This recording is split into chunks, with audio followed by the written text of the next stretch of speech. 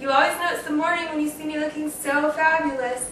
Today we're going to be making roles de canela, and I'm making this, it's Valentine's Day, and I just wanted to make a sweet treat for the sweeties in my life.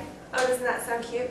Anyways, this is like something that my husband would like eat every single day. I mean, he requests it all the time, and I don't always make it. I make it probably a couple times a month, but he would eat it every day if he could. So it's a guaranteed winning recipe, and you will love it.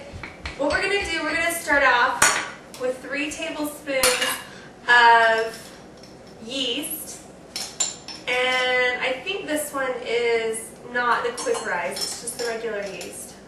Although you could use the quick rise, I suppose. A tablespoon of sugar and a cup of warm water. And I'm just going to let that sit in there for about 10 minutes. So then I'm going to scoot over here. I've got a cube of butter.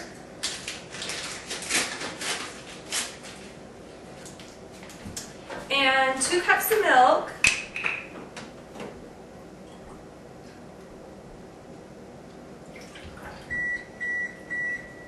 My oven's hot.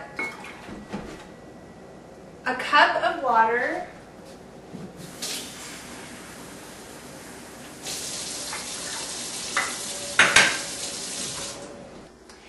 And a heaping palm of salt.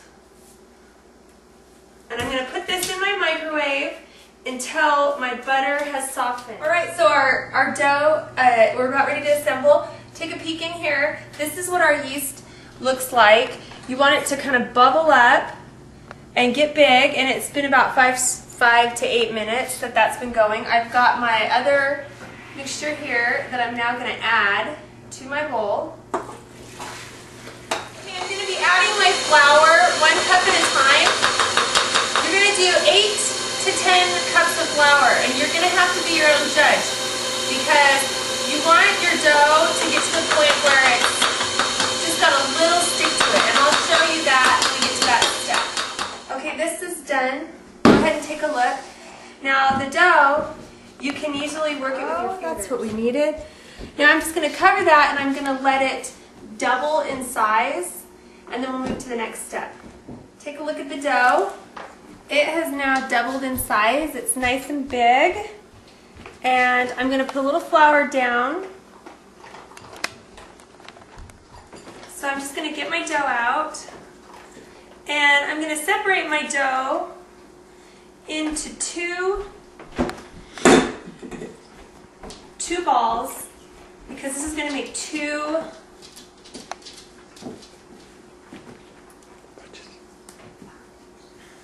Okay, I'm going to put that one over there. Now, here's the thing. We're going to want to roll this out into a nice long rectangular shape. Okay, I've rolled this out, and I've got a cube of butter here that's softened, and I'm going to take about half of that in my hand, and I'm going to smear it all over. Okay, the next thing I'm going to do, I've got some brown sugar here. Now, this is the thing that really makes these great. Using the brown sugar just makes it really delicious. And so I'm just really going to put a generous amount of brown sugar on here. The next thing I'm going to do, I have just got some canela, cinnamon, and I'm just going to sprinkle that generously over the top of this, keeping in mind the word generously. Alright, we're going to start rolling this up now. We're just going to roll it all the way over here to the other side.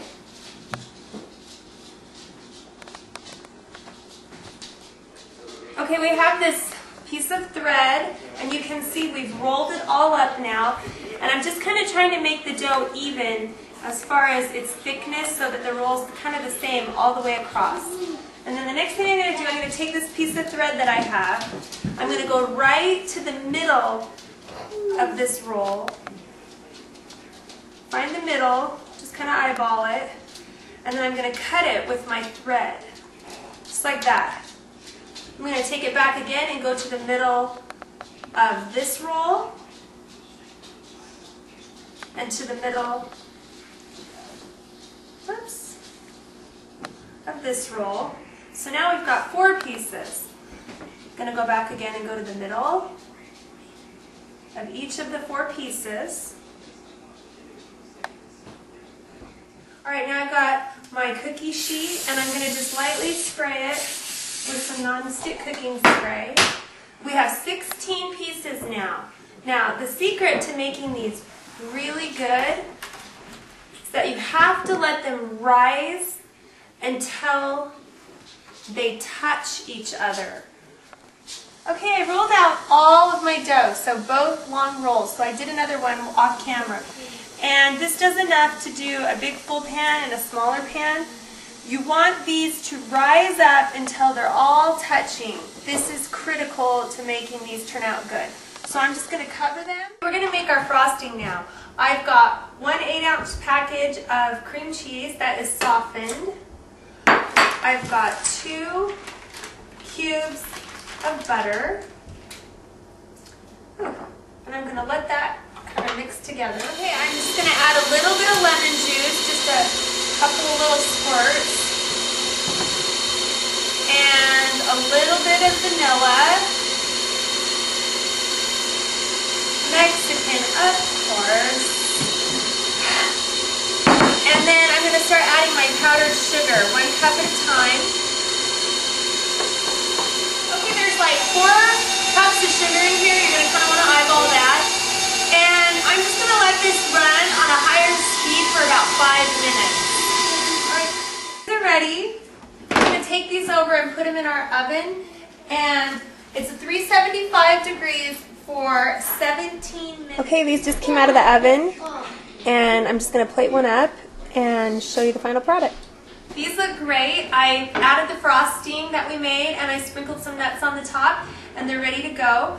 I can't say enough about this recipe. I know your family will love it.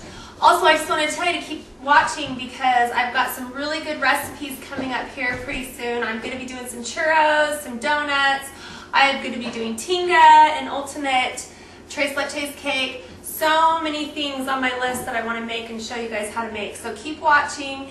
If you'd like to get the ingredients for this, you can go to www.marriedtomexican.com. And until I see you again, bye-bye.